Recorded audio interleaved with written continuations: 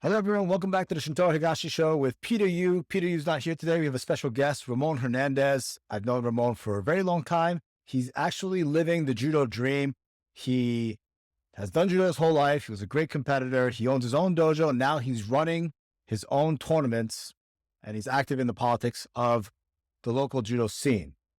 Hey, Ramon, welcome. Thank you for being here. Shintaro, thanks a lot for having me. I appreciate you giving me this opportunity to talk about my experience. Awesome. So I think first and foremost, running tournaments, I think that's sort of the main idea that we're going to cover here, right? So people want to know like, oh, what is it like running a tournament? A lot of dojo owners like to think about maybe that's a great parlay into the next thing. Tell us a little bit about your experience with running tournaments. Like what made you want to go into it in the first place? So number one, I'll go ahead and share with you that the two instructors, prior to me running a tournament was Sensei Yoshitsura Yaneska and Tony Kamal, who ran tournaments. That was an example for me coming up. And when I came into judo, I was watching these guys. They ran tournaments, watching Clyde, watching all the big wigs in our area, Jason Mars, Jimmy Pedro, That's all right. these guys running tournaments. And I just wanted to, not just run a dojo, but move on to the next thing, which is to run a tournament. So in 2010, I ran my first tournament. It was a 2-mat tournament. I rented the Lodi Boys and Girls Club. I had over 100 people, and holy cow, I thought it was like the new kid on the block, running an event. And I called my tournament the Garden State Judo Classic. Yeah. I did I was steal there the for that. classic, and I did steal the classic from the Liberty Bell, never thinking that my tournament would never be as big as the Liberty Bell. And I'm happy to say that it's a huge event now. So Yeah. So guys, those of you who are listening who may not know, we're all in the New York, New Jersey region. So the Tri-state area, the Upper East, Northeast of New York and the United States, that's where we are. So I know Ramon through the local judo circuit for years. His kid is very active right now in the competition circuit. Right? You guys are going to U.S. Nationals this week, right? we are going to nationals. Then he'll be competing in Chile at the IGF Pan American Open, and then in Argentina a week later. So All right. So yeah, your kid's in the international circuit, right? So that's a great thing. hurting the wallet. Yeah, what a thing. So now you have to run these tournaments to pad the wallet. This is right. I Which we'll have get to into keep a little bit. Yeah. I have to keep the run alive. Absolutely. That's right. Yeah.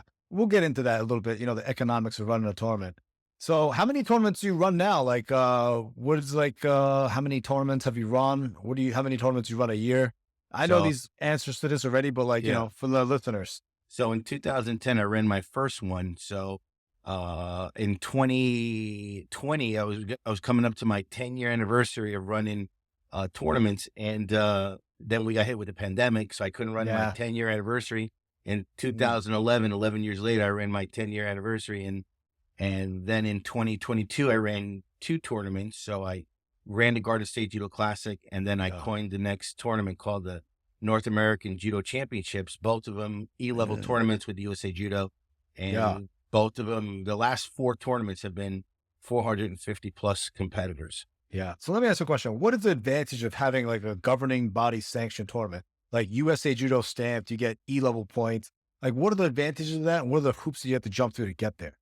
So the advantages is that if you're chasing points, like some parents will be bringing their kids to point tournaments, to chase the bantam points, chase the intermediate, the juvenile, the cadet, the IGF junior, senior, and even veterans, so this past tournament, I catered to, juniors, seniors, and veterans. But the benefit is that if you go to, get your toe wet in that arena, you get your toe wet in the E-level, then you take it, if you have a local one in your area, like we do in the Northeast. So some of you listeners who do judo as a hobbyist that know nothing about the competition circuit, it goes A, B, C, D, E, right? And E and D is sort of local, C is national level, B and A is international, right? So do you think you get more competitors just because it's an E-level tournament? Like, is there like sort of an embedded group of people that always want to go to these things? So you get more active participants? Is that why you do the sanctioned thing? I do the E-level, the tournaments, because I want to provide a win-win for the competitors that are just getting into competing, nationally, so I do get a bigger draw for my tournaments, but I got to jump through some hoops, in order to fulfill any requirements for USA Judo. Yes. Okay. So what are the requirements to make yourself an E-level tournament? Requirements like making sure you have enough mat safety area between competition areas on the ends. Yeah. Providing a quality event, making sure that our weigh-ins we're following all procedures on that, standard operating procedures. USA Judo has a very thick SOP when it comes to making sure you're following all the steps from A to Z. So And is there like an auditing process where like, hey, someone, like how do they check? How do they stay on top of it to make sure everyone's doing it the same way? Is that a thing? Yeah, no, it is a thing. In years past, that they would send a monitor. Okay, so I've had really good monitors. Yeah. I've had Lou Moyerman, who's a monitor, right? Guy I looked up to because he always ran a Liberty Bell. A big Liberty Bell. tournament, That's one of the biggest tournaments in the Northeast, right? without a doubt. And then we had the Parnell, who ran the Stirret Cup, and also he was a point tournament back in the day with his Not anymore. going on. It's he took some time off and he's been trying to get it back to its luster, and I think he's gonna get there eventually. Yeah. So what are other E-level tournaments? I don't want to say like you're competing with those events, but like sometimes, like there's too many tournaments, right? In the Northeast, like what are the tournaments? I mean, I already kind of know, but hey, for my listeners, like, can you explain a little bit of that? Sure. We got number one, the Northeast, especially the New Jersey, New York area. I would say the New Jersey, New York area is, I don't want to call it the Mecca, but I'll just tell you that there's just a lot of judo going on between, New Jersey and New York. Mostly New Jersey, though. I got to tell you, like, there's a lot more dojos in New Jersey. Well, I think New York's done, especially the city, Brooklyn, done a good job. You've got a lot of Eastern European clubs, the Georgian clubs, the Russian clubs, your club, and what do you call it? They got a rich Eastern European flavor going. So yeah, that's for sure. That's for sure. So how many tournaments have you run in total, do you think? Oh, well over. Number one, I was tournament director for Judo of New Jersey. I ran 4 state tournaments for them. So okay, nice. I'm probably over 20 judo tournaments by myself. Wow. So like, what are the issues? Like, what are the things that like, all right, first, let's start with a sweet spot, like number of competitors, right? What is the sweet spot for the number of competitors? I know if I go to a tournament, it takes all day. I'm already like annoyed and pissed off. You know what I mean? So it's my biggest gripe with judo tournaments. What do you call it? I want to tell you that for me, it's an all weekend thing when I'm running a tournament. For sure. And so I would tell you that when you see a tournament, like let's say Clyde Worthen would run a 200, 250 a competitor tournament, it'd be over by like 4:00. For like a 3-mat area, that's probably, that's all you want, but when you go and you start, but when you start to move into 4 and 5-mat areas, you can handle, anywhere between 400 and 500 competitors, depending on your facility. If you got a small facility, it makes it super hard. So what's the biggest commercial success of a tournament that you've run? Oh, it would be definitely the last Garden State that we did April 16th. We had 468 competitors, 468 entries, and we catered from juniors, to seniors, to veterans when it came to points. And we also had non-point divisions for our novice divisions, for our brown belts, for our novice adults, and we even threw a newaza division in there just to try it out, Yeah, I know we're going to get to it today, but you're very invested in the newaza side of things for a lot of the other people to be involved, and you want to do a whole series of competitions. You have these big ideas, right, that you're going to share with us at the end of this podcast? Oh, absolutely. So on the judo side, there's some people that obviously don't, they do judo, but they don't want to go and, let's say, deal with the injuries that happen at a judo tournament. So we put a newaza division together to cater, to those kind of people. Judo's for everybody, and for sure, kind of. I'm also in the process of building a tournament series for Brazilian Jiu-Jitsu, gi and no gi, called the Grapplers Grand Prix, which I'll talk about in the end. So that's very exciting stuff. So and guys, let's stick around for that, because that's a lot of good, interesting ideas, new, innovative things you're doing, right? Yeah. I think smoothcomp, the operation of smoothcomp, it's spread like a wildfire. It's a bit of a vacuum, Yes. actually. And Yeah. you smoothcomp, just if you're a good operator of it, it just makes you look like, a star tournament director. Yeah, for You've got sure. For sure. it does so many things for us that it Yeah. allows us to look like professionals. Yeah. Well, we're going to talk about that too, the tech side of things, because a lot of tech innovations are happening right now, right? Even the competition circuit with the streaming. I don't know if you watched the World Championships, but it was spectacular. Did you watch it? I did. JudoTV.com. Dude, it Yeah, was yeah, amazing, right? You could click on it each was. individual matches. You could watch Yeah. Americans. You could watch guys who lost in the first round. You could click on it. It takes you right there. All of it. So like, I think between, live streaming and like smooth comp and, having that situation where people know exactly what to do, when to do it, and it's accessible, I think it's going to be huge for, I think, grappling sports, period. A lot of these other sports already do it. So it's And about it's time that we start adopting it. and it's so hard, especially with streaming. You need so much internet in order to pull it off, and you can't Right. compromise your sport comp operation with Mhm. regards to scoring and stuff like that, results. Yeah. Yeah. And Yeah. if you throw streaming in there, it could really bring down the whole tournament. If you need a separate internet Yep. connection for Yeah, that, so for you got to be sure. really careful Yeah. when you're streaming. Nice. All right. Let's talk about the stuff that a lot of people are very, very interested in hearing about. Let's talk a little bit about the economics of running a judo tournament. I mean, obviously, we could kind of extrapolate the numbers, right? Like, oh, $100 for entry and, 200 people competing. All right, it's X amount of dollars. I am no math genius, but like, can you talk a little bit about that? Like, are these things lucrative or what are the margins like? Well, before I go ahead and answer that, I'm going to tell you that it's a win-win-win for everybody when somebody like me or Mhm. Tony Kamau, Jason Mars, Jimmy Pedro, Yeah. whoever's running tournament, Jerry Navarro, who runs the biggest tournament Yeah. in the country. When we run a tournament, it's a win, obviously, for competitors. It's a win for coaches. It's a win for the Mhm. parents, and it's a win for us. But we have to make it. We have to try and make it as profitable as possible. And so, For let's sure. say my tournament, Tony's tournament, I know because we talk a lot about it. Leo Lopes, another guy that's throwing a E-level tournament coming up soon, Yeah. Battle in um, the square. Battle and Square. And so Yeah. our expenses can range anywhere between $10,000 to Okay. And throw what is off that an event. mostly? So, what are the expenses coming from? Like, obviously, mats, renting the space and venue, stuff like that, right? Mats, the venue, medals, PA, Yeah. technology, Yeah. computers, internet access. Mm. You talk to some of the guys I talk to, like let's say Vaughn Anderson from USA Judo, and internet access is a pricey thing. Yeah, super Yeah. prices. Yeah, yeah.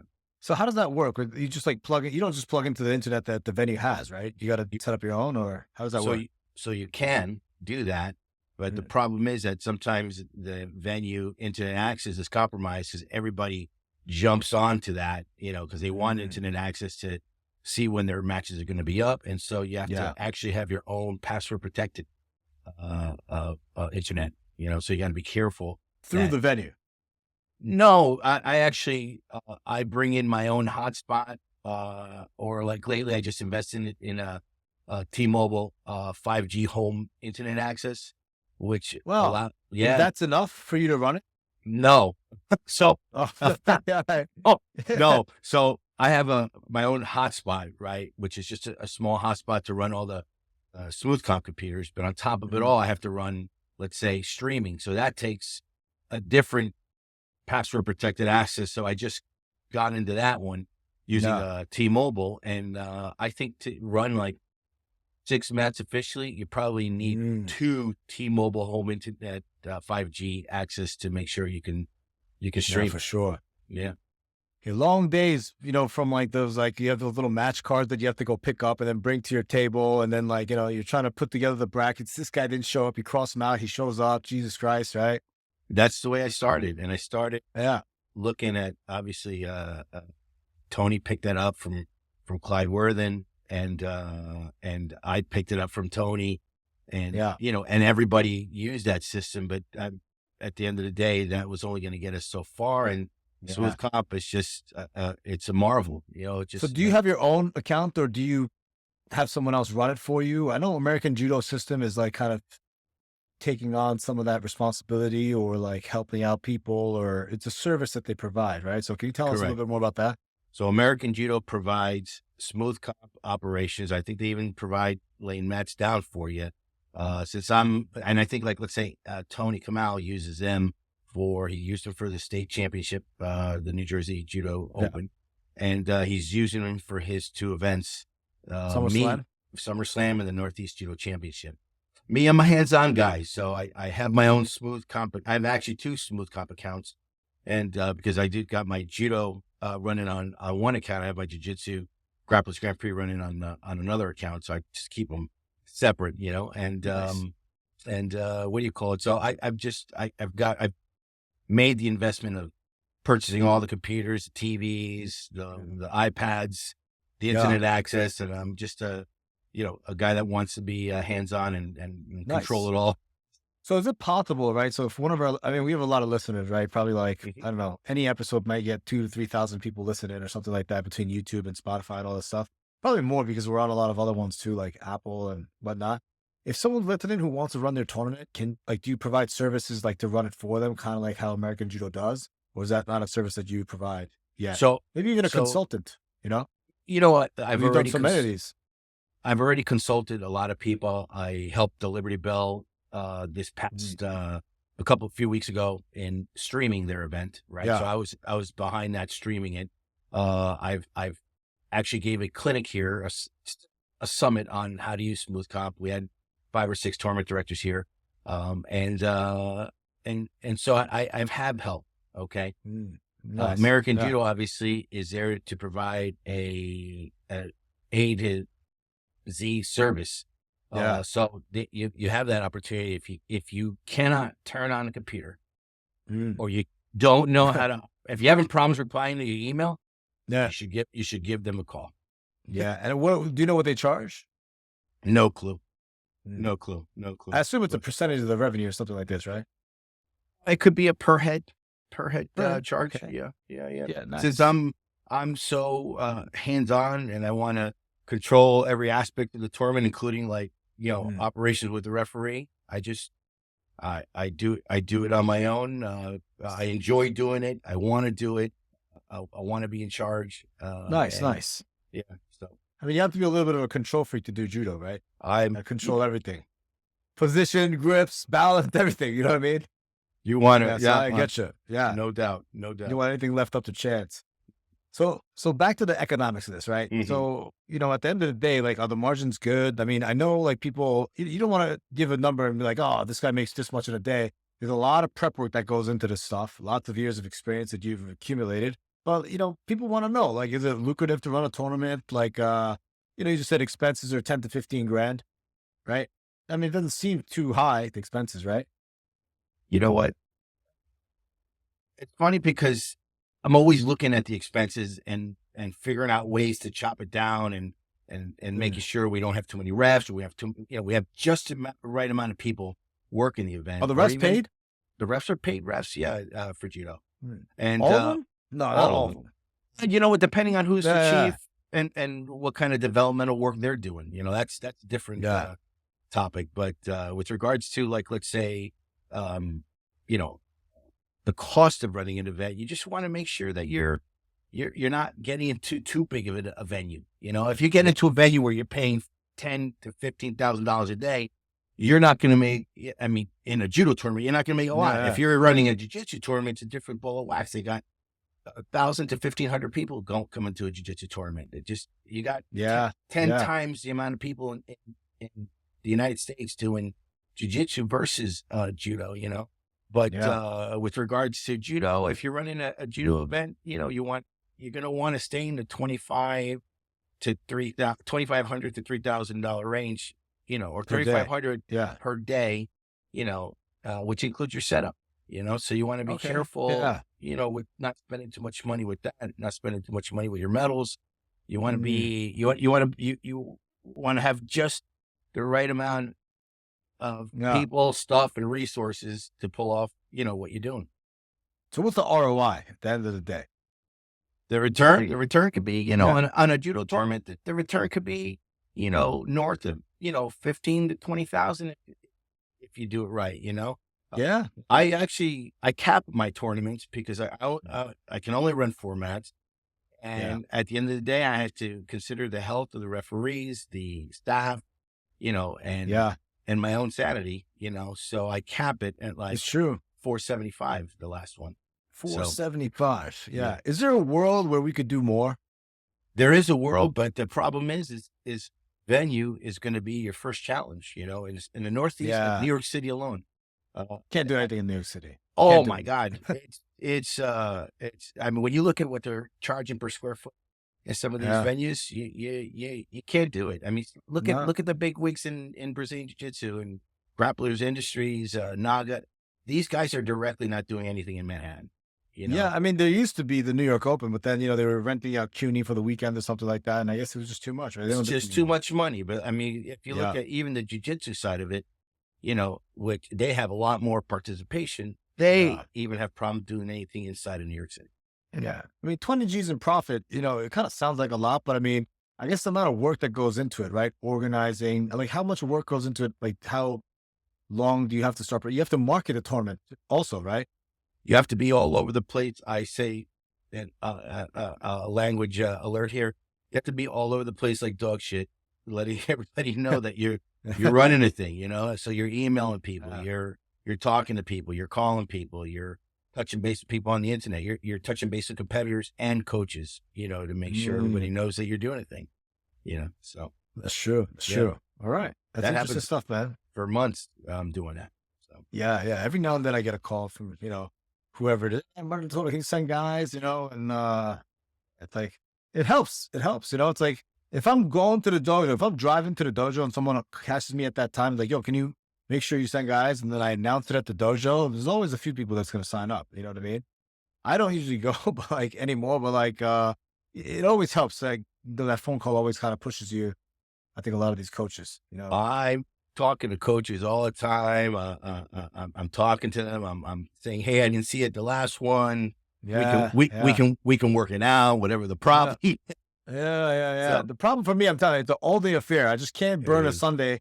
I have a 5-year-old now, a daughter, Yeah, right? yeah, And you know this, right? It's tough to burn that day. Once she's involved with judo, sure. Like when she's much more involved, when she could sit through the whole day and like have friends there and watch this and enjoy that, yeah, it's a different ball game. You know what I yeah, mean? But when yeah, she's 5 and when she wants to go to the park, dude, I'm fucking going to the park. You know yeah. what I mean? Yeah. Well, I was All right. there. Yeah. Ages and stages. I'm in a different stage right now. That's right. That's right. Your kid's in the game. All right. So we talked about margins, economics. What do you think we can do to make the tournament experience better? Right? Because if you look at the numbers, what percentage of your dojo are competitors? I know my dojo, maybe like 5% of the guys that want to compete. Most of them don't want to compete. I'd say 10. Some dojos 15%. If you're like 15 at or 50? 15. Yeah, 15. Yeah. If you're an American club, but let's say if you're like an Eastern European club, you know, like a Georgian, Russian, you know, Polish, Yes. these guys, they're passionate about judo. And so like, let's say an outfit like Dart Fight, they come 40, 50 Yeah. That's right. strong. Yeah. And so some of these East European clubs, they come in numbers and droves. They really do. But Yeah. it's the thing, right? It's like you do judo, you compete. That's like the thing. Oh, Yeah. and they're passionate about it. So Yeah. we have to learn to accommodate them. And it's tough sometimes because there's a language barrier. Yeah. I've actually thought about hiring a Russian interpreter just to get us through, the results area because kids are trying to get their medals. They want to go home and Yeah. See, that's the outside of box thinking that I like about you. yeah, Whoever, no one's ever said that before, ever. In the history yeah, that I've been in judo for 35 years, no one's ever said, you know what, maybe we should have somebody that speaks Russian there. There's always someone that speaks Russian there. But yeah, like an interpreter just dedicated for that. yeah. Good Well, for you. That's a great thing. it's Yeah. important. It's a painful lesson because you got Yeah. kids or adults that are coming up and they can't defend themselves well in English yet. And at the end of the day, they're passionate about judo. So you want to help Yeah. them, right? And make sure they're having a good experience. Yeah. I mean, I'm going to sound like a broken record here, but like, why not make the kids compete on a much smaller mat and then have 10 matches going at once instead of freaking 4? Okay. That's an excellent question. And unfortunate. I've seen it in France. I've Yeah, seen it in yeah, Japan. I've seen in yeah, Japan 20 freaking yeah. matches going on at once, and they have 200 matches done by noon. Right? I've seen this before. I'd hate to throw anybody under the truck on that, but at the end of the day, it's not the insurance companies that force us to put 4 meters between mat areas. It's really, the referee commission. So we kind of have to, look at jiu-jitsu. How much space is there between one competition area, one ring and another ring? There's not a lot. Yeah. And No again, one's getting run off the mat though, like judo. You know what I mean? no, you're right. Those guys. Those guys hit the ground quick, but when you're looking at judo, we've got a ton of space in between mat areas, and I'm not complaining. I know I can identify what the challenge is there, and if we could, kill a couple of meters in between mat areas, then we could do more. And you don't need a regulation size adult mat area. What is it? 10 by 10? No, for let's say. Again, me running an E-level tournament, I can do 6 by 6. Okay. 6 by 6 meters. International is 10 by 10, right? International is 10 by 10. Yeah. 10 meter. 10 by 10. Meter. 10 That's meters. Huge. That's humongous. Humongous. Yeah. That's way too big. I mean, not way too big, but all right. So 6 by 6, right? Yeah. Does a 40-pound child need that much space? No. Yeah, right. I mean, what? No. That makes no sense. Can we do something about this? You know what? It's funny. I saw at a tournament a long time ago, the tournament director actually had set up 7 rings, and the 2 rings on the end were the size for kid rings. And when the kids were done, he got up, reconfigured them to get ready for the adults. So a guy that's good with switching the mats around like that, smart guy, can handle it. I hope I can cross that finish line on that area. Dude, I've seen wrestling tournaments, off-season wrestling tournaments. They had 20 mat areas going, little rings for little kids. And then, they would, right? It was unbelievable. It was like, wow, they flipped over the mat. And the other side is a big mat, Yeah. Because on one side, they have these little rings, and then you flip it, and it's a huge ring, Mm-hmm. Mm-hmm. So, boy, was that, super efficient. I love that. Yeah. All right, so let's talk about tech. We'll talk about tech, and we'll talk about your thing that you're doing. Very excited to hear about that. So smoothcomp, let's hear more about that. Is that like widely accepted all across every judo tournament now in the U.S.? You know what? I tell you, I ain't going to mention any names, but I know some tournament directors knew that if they didn't jump on smoothcomp, they'd be left behind. And so I jumped on it because a friend of mine, Kevin Costello, said he went to the Nationals last year, and he said, Ramon, you got to do it. And I did it begrudgingly. But at the end of the day, it's like putting duct tape on your eyebrows and ripping it off. The hair's going to grow back eventually, except my forehead, except my head, my crown of my head. Sorry. But I did it. And the first time I was scared to death, but I completed it. I got so much confidence from it. I became a huge smoothcomp fan, and I did everything I could do to do little events prior to that big event in September. And then I did a bunch of events in between my last big event in September and April 16th. So nice. smoothcomp is the newest thing, and for a tournament director, whether you're doing judo, jiu-jitsu, sambo, wrestling, they handle wrestling. So what does it do? Does everything, but I'll break it down for you. So number one, it handles your registration. Number 2, it handles your weigh-ins. Okay. Number 3, it'll bracket everything for you at a click of a button. That takes a couple of minutes, right? It does a scoring. It's all random? No, you can seed it. You can seed it. Okay, Okay. Number 4, it handles the scoring for you. And then the 5th and most important thing is it handles results. So if you have somebody in the result area that's handing out medals, they just got to follow smoothcomp and publish it and just filter the kids and the competitors out the door afterwards, So is it an expensive technology to use? You know what? If you're not buying, a ton of credits, it could cost you $1.25 €1.25 per person. But per person. Okay. Per person. So if it's a 500 person tournament, then it's,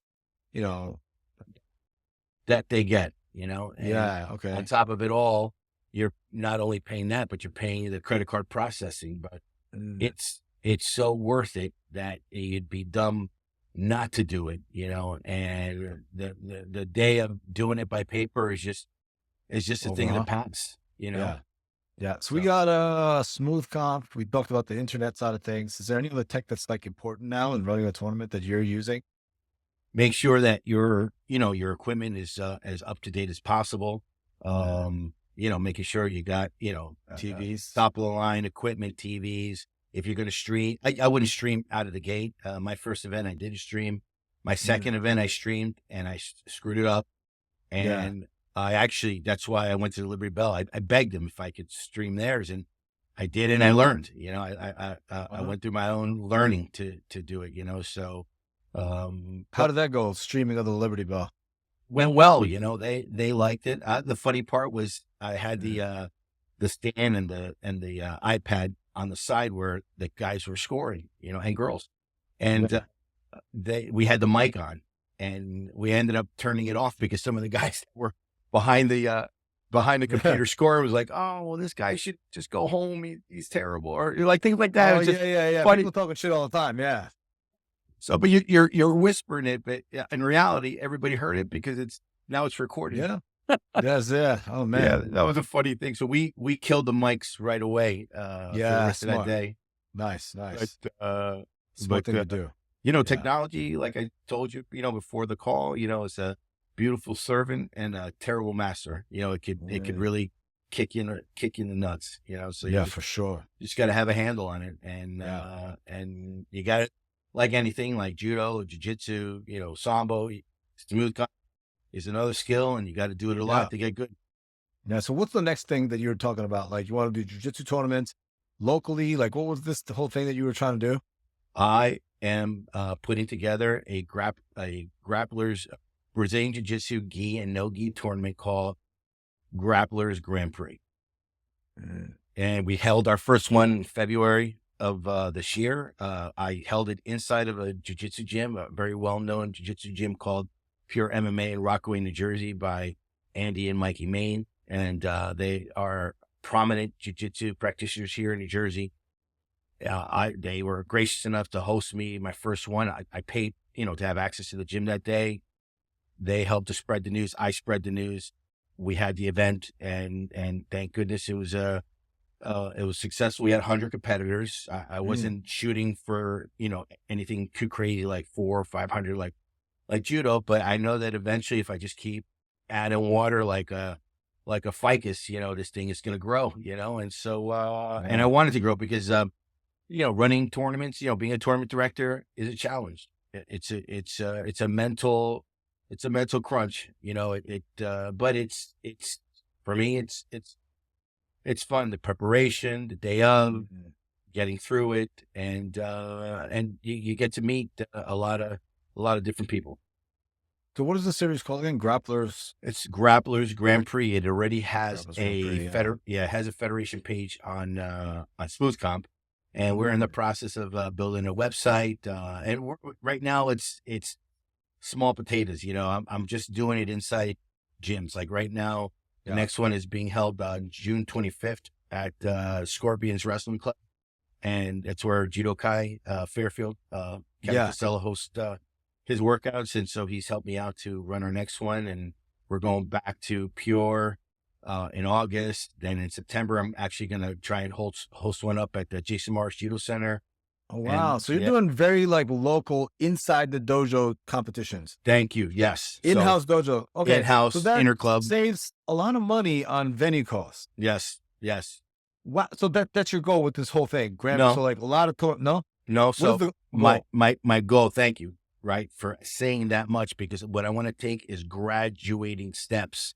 Like I would never dive into a jiu-jitsu tournament, not really knowing many people in jiu-jitsu. I do know a decent amount of people in Jersey, but in terms of like upstate New York or people in the 5 boroughs, who's Ramon Hernandez?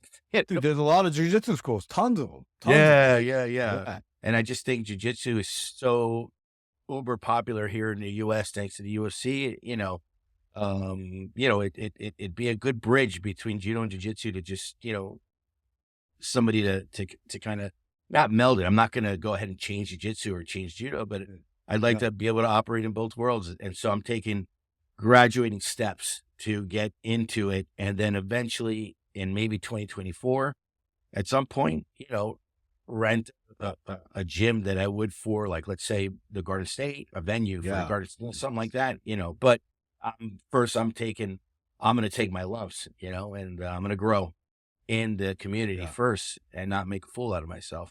So now you're calling gyms and be like, hey man, can I run an in-house tournament for you? Is the pitch? Yes. People that I know. So, okay. Yeah. So I knew. How come you never approached me about this one?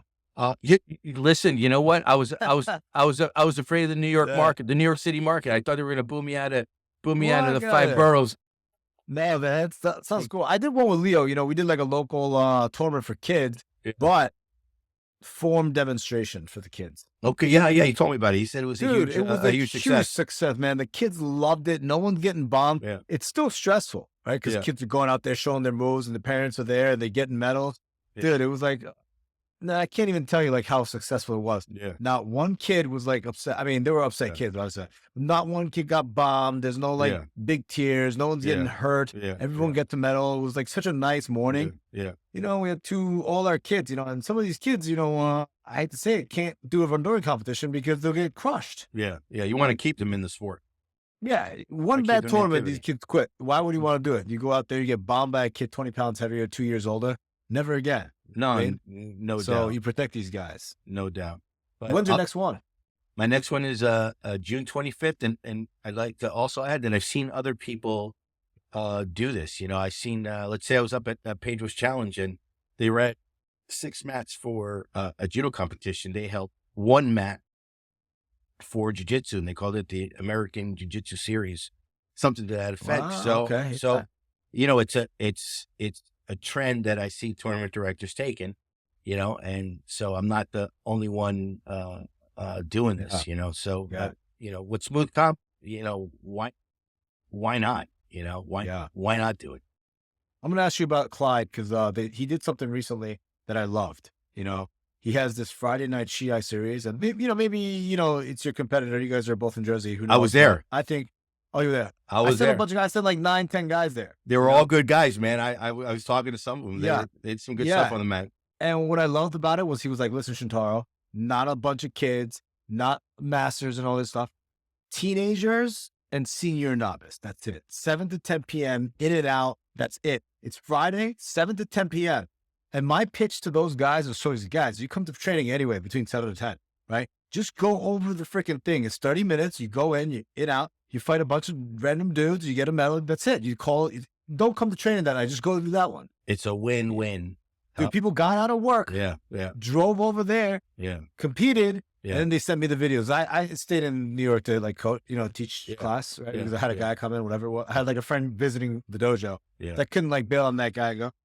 But like, I love that, I think it's a place for this, Do you like that idea? I love the idea and fortunate that we have Clyde that hit the lotto when it comes to venues. I mean, he's a teacher in that school district, and they've been able to pour a lot of money into judo. He runs a high school team there.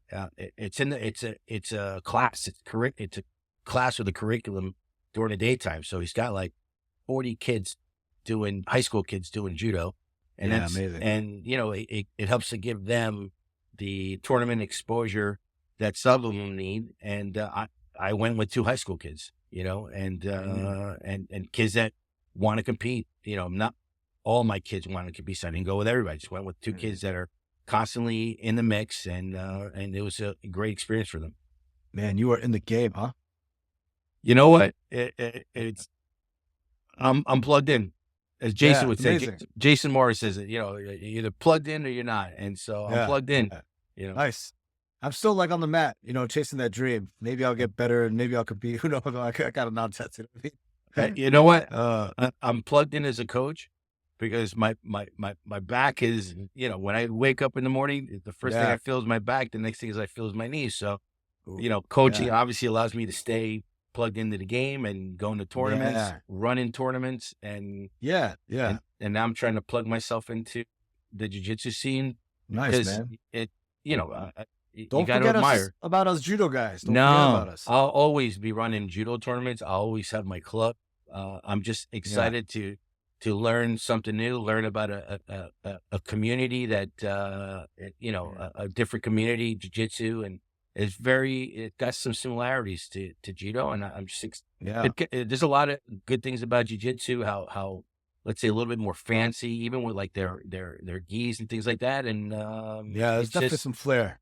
It's got flair, and judo has a different flair, but regardless, I'm enjoying learning something new. I'm not just learning smoothcomp. I'm just not learning streaming. I'm learning about a brand new community and making friends. And they have their own culture. Yeah. Love that. And it's funny. I'll just tell you this much. In my rules for Grapplers Grand Prix, I tried to give 3 points away for a takedown, thinking, let me try and make it work. But they didn't like that. And a couple of guys said to me, jiu-jitsu guys that I know, they said, Ramon, do yourself a favor. Don't change the game to try and make it more judo. And they were right. That was a huge mistake on my part. I changed it back before the first tournament. And if I had to, coach anybody on that, I'd say, don't change the game, man. They like their game the way it is. And you better like it too, or go do something else. So you're going to keep the same IBJJF rules for this? Yeah. I looked at IBJJF. I looked at Grapplers Grand Prix and Grappling Industries. I looked at Naga, and for the most part, they're all like pretty similar, depending on the reaping aspect of it, for sure. And so you try and, I don't want to say copy, but you try it and copy what's successful, Yeah, for sure. Yeah. So where can people find more information about this? Where can people find you? If they want to reach out and say, hey man, I'm running a tournament, I'm having some issues. Where can people find you? Where can people find more information about your situation here with the Grapplers Grand Prix? For Grapplers Grand Prix, if you go and to your browser and type in grapplersgrandprix.com, it'll take you to the 4 events that we have up there for the rest of this year. And on there's my contact information. They can also contact me at go to northjerseyjudo.com, and my contact information is there. I actually had a tournament director, a Brazilian Jiu-Jitsu tournament director from California, reach out to me that runs Brave Kids Jiu-Jitsu tournaments, and he needed something, and he actually shared some information with me that helped me out a ton, and that's what got me plugged in with the 5G home internet from T-Mobile, and so it was a win-win talking to this guy. Yeah. So I'm looking at GrandPrixGrappling.com. Is that yours now? GrapplersGrandPrix.com. GrapplersGrandPrix.com. Yeah, GrapplersGrandPrix.com. Yes. Excellent. Look at this. Yeah. Okay. Yeah. Nice. So guys, check it out. It's a smooth it goes to a smoothcomp. Smoothcomp Federation page for now, right? And then you got June 25th. August 27th, September 24th, October 22nd. You going to do one in Queens? I'm going to try and do one at IGC. If I survive these.